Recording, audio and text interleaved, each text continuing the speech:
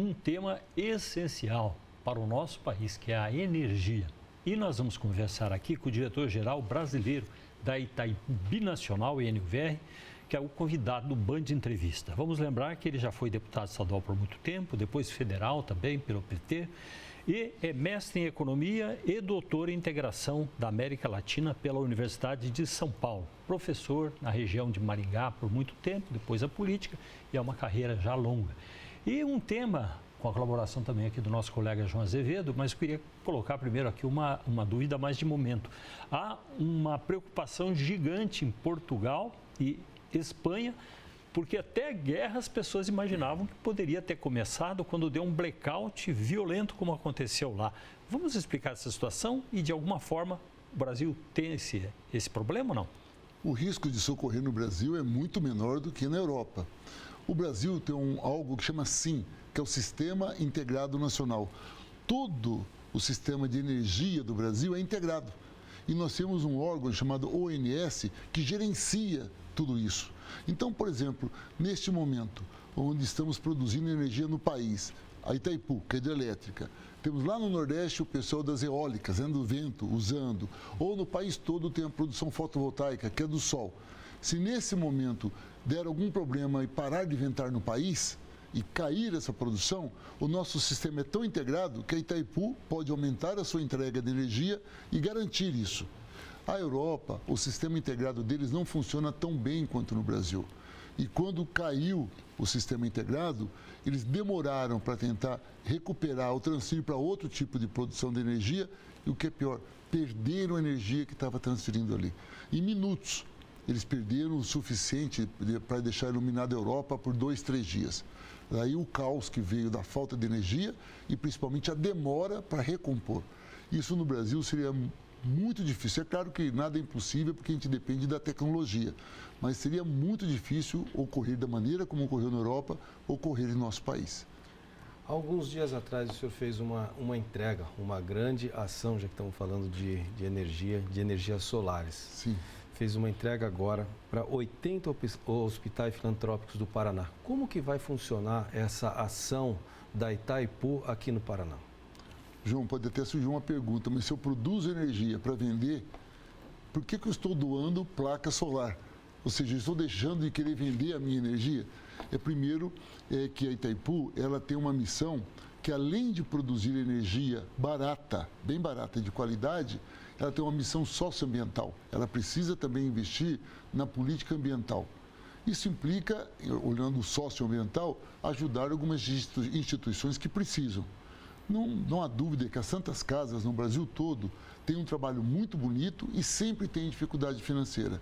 Então nós entendemos o seguinte: como que podemos ajudar as Santas Casas, mesmo dentro da política de Itaipu de produção de energia limpa? Surgiu a ideia de que, já que as Santas Casas gastam muito dinheiro pagando a conta de luz, de nós doarmos as placas solares para esses hospitais.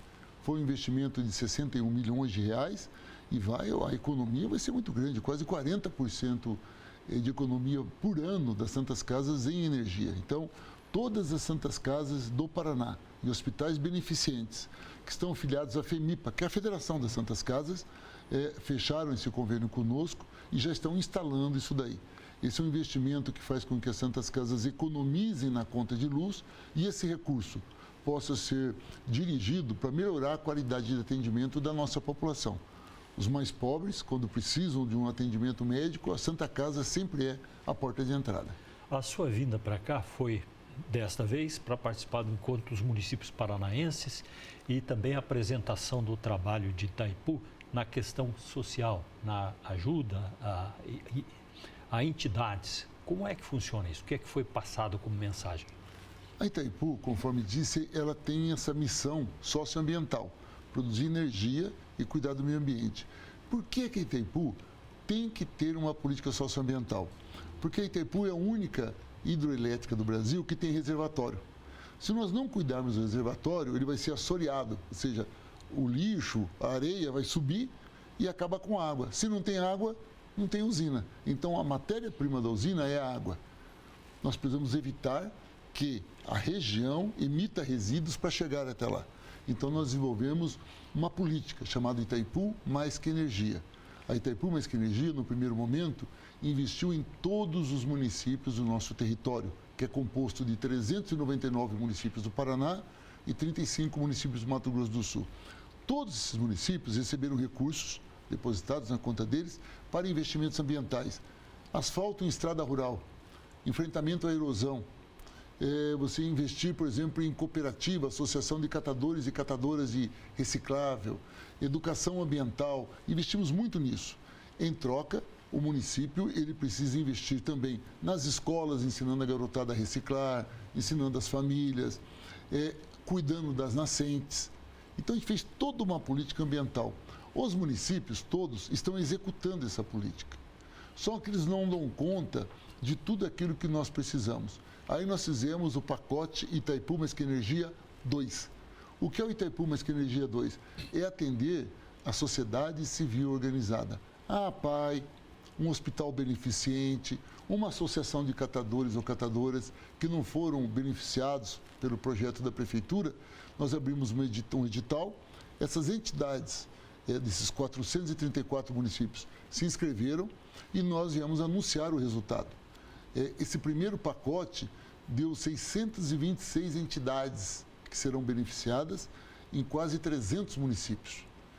Esse primeiro pacote será um investimento de 220 milhões de reais para atender essas entidades. E agora, em julho, nós vamos abrir um novo edital com mais, se desse total foi 220 e o valor total é 400, tem mais 180 milhões que nós vamos abrir um novo edital em julho. Então, esse primeiro edital fechou, nós entregamos a lista das entidades que serão beneficiadas, quase 700, como disse, e agora em julho vamos receber uma nova lista daqueles que não foram atendidos, ou cidades que não mandaram, ou então entidades que não sabiam do processo, para que elas participem. Nós estamos falando em atender um território de 11 milhões de pessoas, entre Paraná e Mato Grosso do Sul, favorecendo aquele trabalho chamado voluntário. Porque é bonito, as pessoas trabalham o dia inteiro e no final de semana e à noite fazem algum tipo de trabalho, seja na PAI, seja numa associação de catadores, seja no hospital beneficente. Esse trabalho voluntário tem muita dificuldade financeira. Então, a ideia é ajudar as entidades, motivá-las financeiramente e, em troca, o que nós queremos? A educação ambiental. Que se preocupem com reciclar, com separar o lixo e ter um investimento maior no futuro do planeta.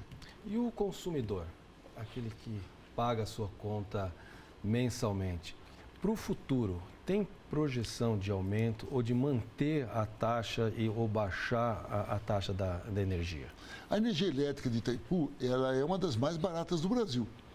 De 23, nós chegamos lá em março de 23, assumimos. De 23 para cá, nós reduzimos a tarifa já em 26%, uma redução bastante grande. E assumimos um compromisso com a população. Ela não vai subir até o final de 26. Portanto, a energia que Itaipu produz, eu vou explicar uma coisa daqui a pouquinho. A energia que Itaipu produz, ela baixou 26 e não sobe, indiferente do que seja anunciado. A nossa será mantida.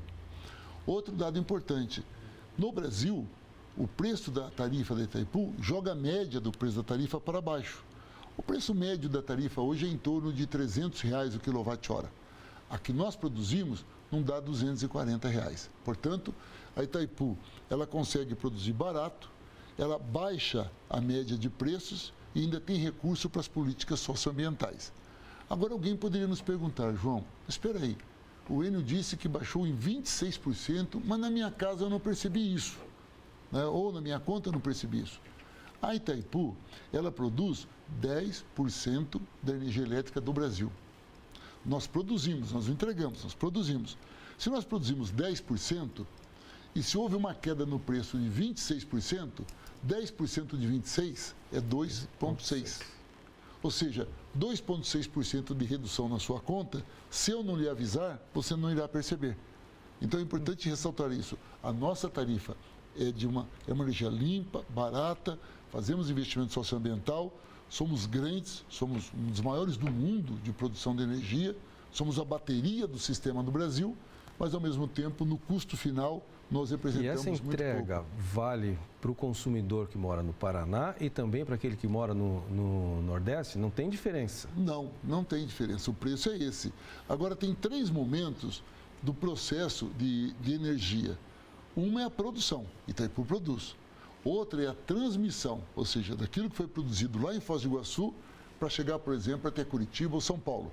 Quem transmite é uma outra empresa que foi privatizada chamada Eletrobras. A Eletrobras transmite. E quem distribui? Aí cada estado tem a sua. No Paraná, quem distribui energia é a Copel. A Copel distribui uma energia que ela compra de Itaipu, mas compra também de outras empresas. E outras empresas ela pode pagar caro, conforme disse, o preço médio é 300. Da Itaipu é menos de 240. Isso quer dizer que ela deve comprar de alguma outra empresa por 250, por 280. Aí o preço médio sobe. Esse é um grande desafio. E se me permite, vou tentar ser prático, tem um outro problema na conta de energia elétrica, olhando o futuro, que foi a sua pergunta. Muita gente hoje, da classe média, compra as placas solares e põe em casa. As empresas ou colocam placas solares ou então compram energia no mercado livre, na lei da oferta e procura. Ficando cada dia menos pessoas, normalmente é que tem menor poder aquisitivo, para usar essa energia tradicional, no caso do Paraná, que a Copel oferece. Só que os custos da Copel são os mesmos. E cada dia tem menos pessoas se utilizando da energia da Copel. Só que se o custo dela é o mesmo e menos pessoas usam, a conta sobe. Então nós temos um grande desafio hoje, e isso tem que ser uma lei federal, para rever a tributação, para recompor quem paga o quê, para que os mais pobres não sejam mais taxados que os mais ricos. Hoje eu diria que é o grande desafio do setor. Nós vivemos num momento que Itaipu é fundamental para o Brasil, mas há um investimento, já falamos da energia limpa, que vai correndo, Itaipu também trabalha com isso. É um processo de longo prazo, imagino que não vai ter milagre para resolver a situação do Brasil e que em algum momento essa forma de produzir energia de hoje se torna obsoleta. Eu não tenho dúvidas disso. Como no passado, a gente utilizava água no poço, né? Puxando a água no poço com sarilho. Né? Hoje nós abrimos a torneira. A energia, ela sofre essa mesma evolução. Como nós vivemos, nós estamos falando há pouco da crise climática que leva à necessidade da transição energética, o mundo discute outras alternativas. Claro que a melhor alternativa que o mundo olha é a hidroelétrica, porque ela é limpa, ela é barata, né? ela chega de forma que não destrói a natureza. Mas nós já estamos desenvolvendo outra. A energia solar é um tipo de energia. A Itaipu tem essa experiência usando o fio da água, o reservatório, que é muito grande, são mais de 130 km² de reservatório. Estamos colocando placas solares lá em cima para, com isso, utilizar a energia das placas junto com a nossa energia para oferecer à população. Mas, por exemplo, nós temos experiências do biometano, que é usar gás de outras origens para produzir energia. E em Toledo, uma região que produz muito suíno, tinha um problema. A população que produzia suíno jogava a carcaça no rio. O IBAMA passou a multar esses pequenos produtores. Fizemos uma parceria Itaipu com eles e pegamos a carcaça para produzir gás e produzir energia. Hoje, a carcaça do suíno, junto com os outros lixos, servem para produzir gás e esse gás gera energia. Então, nós temos vários tipos de alternativas que estão sendo desenvolvidas, não só por Itaipu, mas no mundo, que precisa ser agregada, porque vai chegar um momento que esse modelo será obsoleto, mas a ciência vai contribuir para que tenhamos outros modelos que sejam mais limpos e mais baratos. Como é a relação hoje da Itaipu, do lado brasileiro com o lado paraguaio? É uma relação tranquila? Tem alguma crise? Como é que está essa relação hoje? Nós temos, às vezes, não é crise, nós temos vários debates, porque anualmente nós temos que discutir a tarifa. Para quem está nos assistindo, é importante lembrar alguns detalhes. Primeiro, a Itaipu ela é uma empresa binacional. Ela tem uma lei própria. Ela segue um regulamento próprio chamado Tratado de Itaipu. Nesse Tratado de Itaipu, 50% da empresa é do Brasil, 50% é do Paraguai. Quem dirige Itaipu é um diretor brasileiro, no momento sou eu, e tem também um diretor paraguaio. E todas as decisões têm que ser tomadas em conjunto, por consenso, não é por votação. E, às vezes, há alguma divergência de interesses. O tratado fala assim, João, 50% da energia produzida de Itaipu é do Brasil, 50% é do Paraguai. Só que ele fala, o tratado, que o país que não consumir energia tem que obrigatoriamente vender para o outro. Ou seja, o Brasil consome toda a energia. O Paraguai, dos 50% que ele tem direito, ele consome 15%. Os 35% ele tem que vender para o Brasil. Na hora que temos que acertar a tarifa, o que é que o Brasil quer? Uma tarifa cada vez mais barata, porque afinal de contas, quanto mais barata a taxa de luz, melhor é a vida das pessoas e as empresas também produzem mais. O Paraguai que vende energia, o que ele quer? Uma energia cara. Então as negociações da tarifa, conforme diz, são negociações mesmo, é muito diálogo, e isso sempre leva algum tempo. Com exceção desse período da negociação da tarifa, a relação é muito boa. São 50 anos que países tão diferentes. O Brasil tem mais de 200 milhões de habitantes, o Paraguai não tem 7 milhões de habitantes.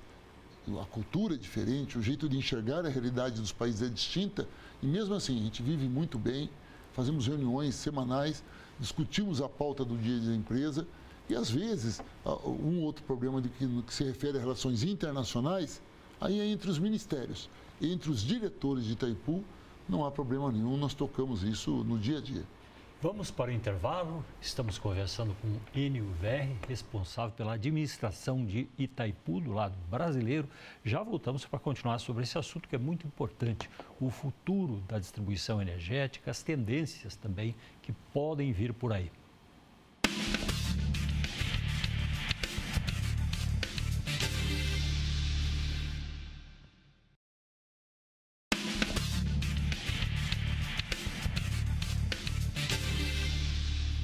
O diretor-geral da Itaipu Binacional, Enio Verri, é o nosso convidado hoje. Estamos falando sobre o trabalho da usina, a importância para o abastecimento do nosso país e também o aspecto social. Tem outro fato que a gente não falou ainda, o caso das tribos indígenas, que de certa forma tem uma reparação, muitos ficaram por aí sem ter para onde ir.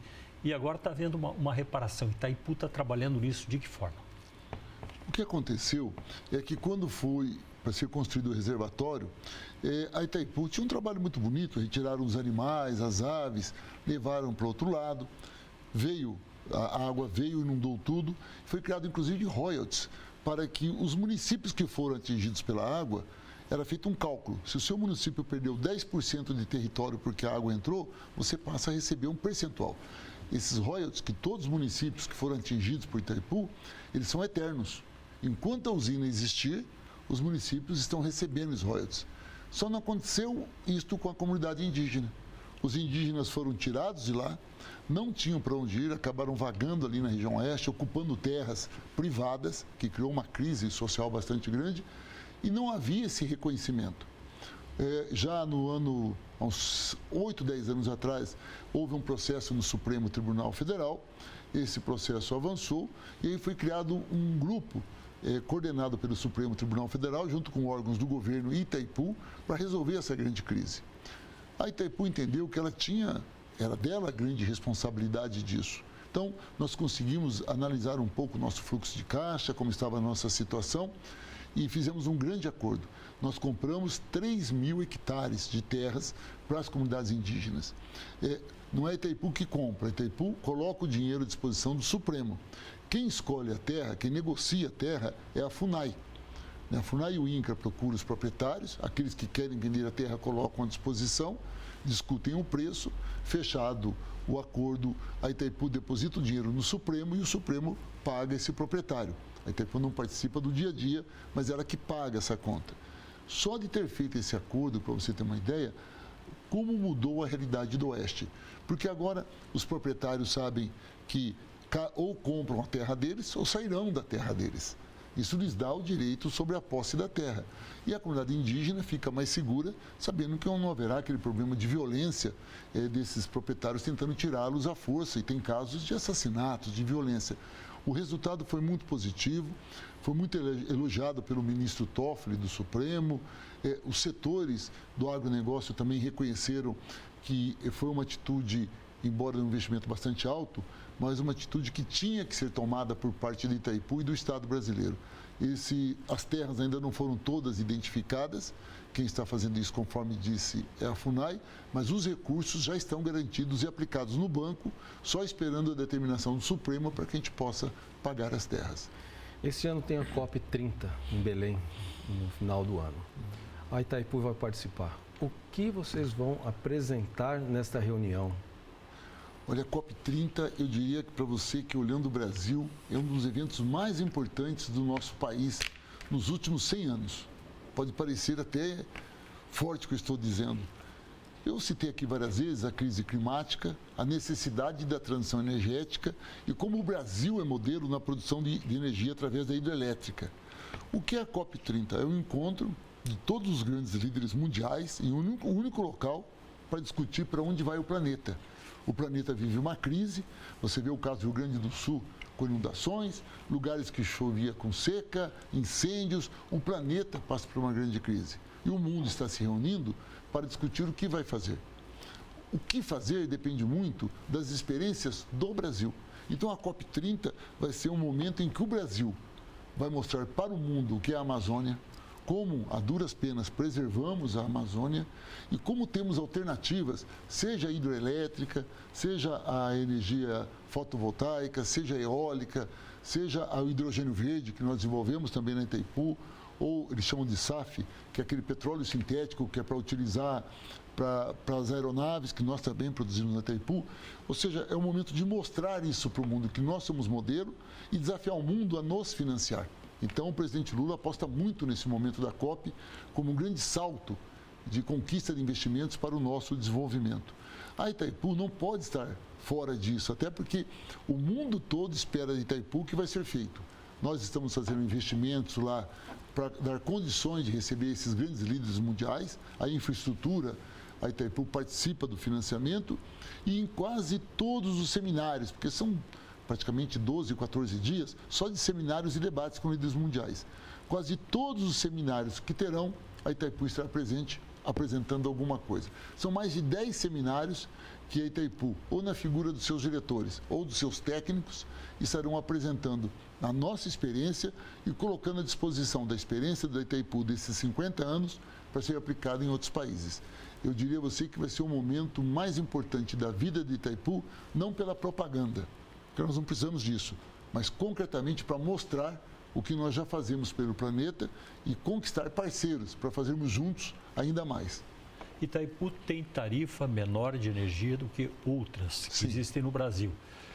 Como está hoje essa tarifa? Ela tende a se reduzir com o tempo, com as novas tecnologias? O que nós podemos esperar com relação ao valor da energia no país? São dois assuntos que você me fala. Uma é Itaipu, porque a Itaipu depende da negociação com o seu sócio, que é o Paraguai. Hoje, o diálogo feito com o Paraguai, nós temos uma fase de muito diálogo agora, porque é um período que nós chamamos período de negociação do anexo C. O que é o anexo C? O Tratado de Itaipu completou 50 anos. E lá no tratado está dizendo o seguinte: quando completar 50 anos de idade, Brasil e Paraguai vão sentar novamente e discutir a estrutura financeira da usina.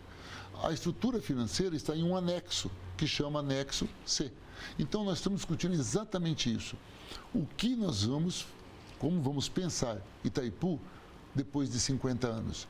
Nós vamos investir mais em políticas socioambientais, vamos reduzir as políticas socioambientais, porque se você reduz a política socioambiental, você necessariamente não precisa ter essa tarifa, pode reduzir um pouco mais. Agora, a redução da tarifa, isso é uma opinião minha e eu sinto que tendemos a avançar para isso, não está na redução dos investimentos que garantem um desenvolvimento econômico do Paraguai, que é importante, e também as nossas políticas socioambientais. Está na inovação tecnológica. Aí sim nós podemos reduzir custos. Por exemplo, as nossas 20 turbinas, elas foram pensadas há 50 anos atrás. Estão muito bem cuidadas. Elas têm mais 50 anos de vida tranquilos, sem uma manutenção, sem uma grande manutenção, só a preventiva. Hoje, a física já consegue fazer alguns riscos a mais nas turbinas para que elas rodem mais e aumentem a produtividade. Portanto, com algumas consultorias nessa área, nós vamos aumentar a produção somente aplicando a lei da física.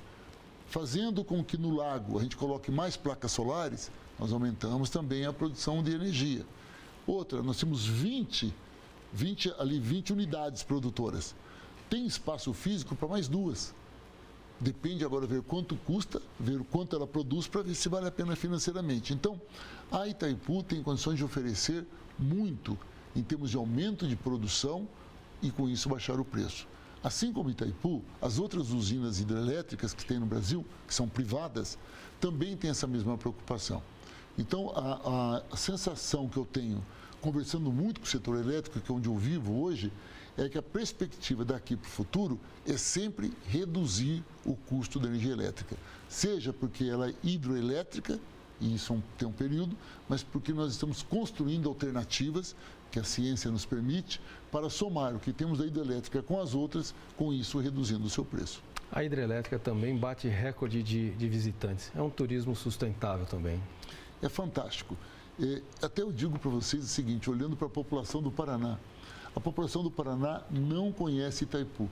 Tem uma ideia, olha, é uma usina muito grande, mas não imagina quanto é bonito aquilo. Então, nós temos lá dentro uma fundação que cuida do turismo. Se o final de semana de feriado emendado, nós batemos um recorde. Né? Nós estamos falando de mais de 10 mil pessoas num dia visitando a usina. Lá tem todo um sistema de transporte que leva as pessoas para conhecerem, tem bares, lanchonetes, ou seja, tem todo um sistema turístico também lá. E é muito bonito. Aliás, Foz do Iguaçu, se você pode ir lá para conhecer as cataratas, pode conhecer a usina, além de outras opções turísticas que tem lá. Hoje, um mote de desenvolvimento de Foz do Iguaçu, que no passado era o que chamávamos de comprismo, né? As pessoas iam lá para comprar no Paraguai. Hoje tem as compras do Paraguai, tem as compras na Argentina e tem opções turísticas muito grandes. Itaipu também tornou-se um player dentro desse desenho. Com isso, a gente contribui para o desenvolvimento econômico da cidade. Nós temos essa dívida com Foz, afinal de contas, é a nossa casa. E, ao mesmo tempo, fazemos com que a população conheça essa joia que é paranaense e também é do Brasil. No passado, o interior do Paraná, aquela região toda, a sua região, lá no norte do estado, o oeste, era tudo visto assim como fim de linha. Né? As pessoas nem queriam para lá, imaginavam que aquela vida era muito atrasada. E a mudança é muito grande e essas iniciativas, como foi a instalação de Itaipu, contribuiu muito para mudar a realidade socioeconômica. A Itaipu, ela acabou sendo um vetor de desenvolvimento econômico e social do Oeste e depois passou a ser um vetor de financiamento, porque como ela assumiu essa dívida social, ela acabou fazendo grandes parcerias com o agronegócio, com a agricultura familiar, com a indústria local. Ela acabou financiando muita coisa. Somado ao trabalho das grandes cooperativas que lá surgiram por conta dessas parcerias, é uma região modelo no Brasil. Muito obrigado, presidente, pela participação com a gente aqui na Band, com essas informações que são parte da vida, né, do nosso estado. Muito obrigado. Eu que agradeço, muito obrigado. Enio Verri, diretor-geral da Itaipu Binacional, participando hoje aqui com a gente na Band. Muito obrigado a você que ficou ligado aqui no Canal 2.